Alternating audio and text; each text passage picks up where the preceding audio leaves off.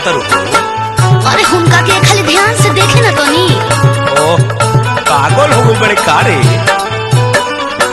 बीच सड़किया पर रोक दे तू गाड़ी, एकरा के प्यार से तू देखता रो प्यारी, एकरा के प्यार से तू देखता रो प्यारी, एकरा के प्यार से तू देखता रो प्यारी। साफ भोके बानी अभी ना बुझाई। हाँ ना बुझाई। अरे बोलिया तोरा गुलुर गुलुर पे जवाने खाला गे। बोलिया तोरा गुलुर गुलुर पे जवाने खाला के कर ते खटरा वाला तनी तनी मोरज जवाने खाला गे। ते खटरा वाला तनी तनी मोरज जवाने खाला। हाँ हाँ केहू के बना लो।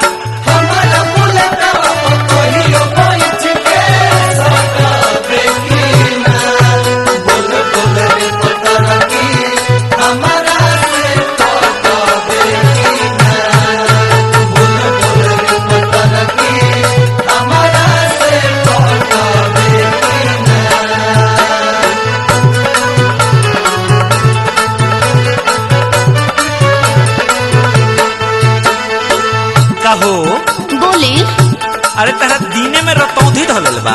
अरे ना जी केहू से बोलल जाला ए जाने मन तनी चीन के, ए जाने मन तनी चीन के।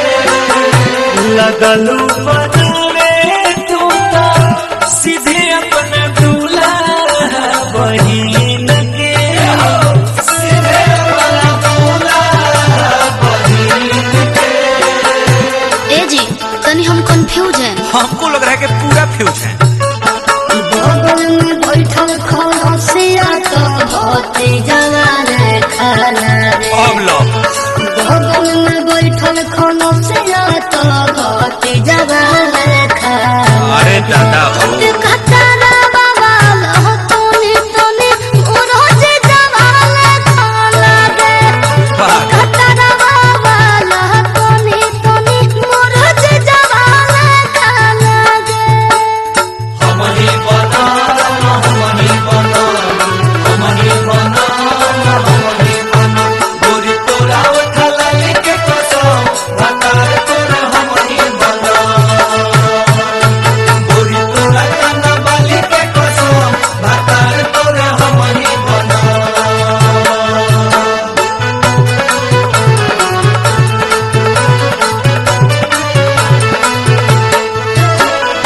हेलो हाँ दे हाँ? का भई का भई? का भई।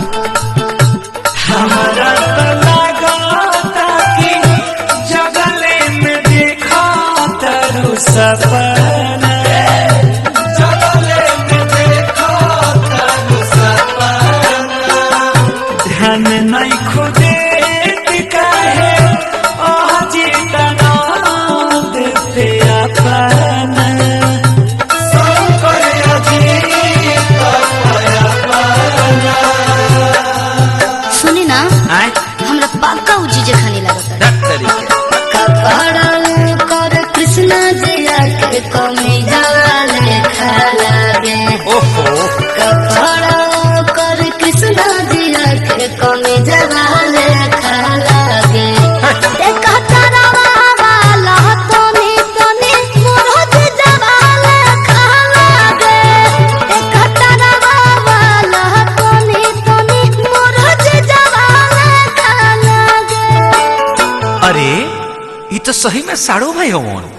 कौन ही अनु? चली चली चली। प्रणाम सरू भाई। हाँ जी प्रणाम। कैसन? सब बढ़िया बा लेकिन ट्रैक्टर से है नहीं अपने। सोचनियो कि आज तनी बरकिए गरिए से भ्रमण हो जाओ।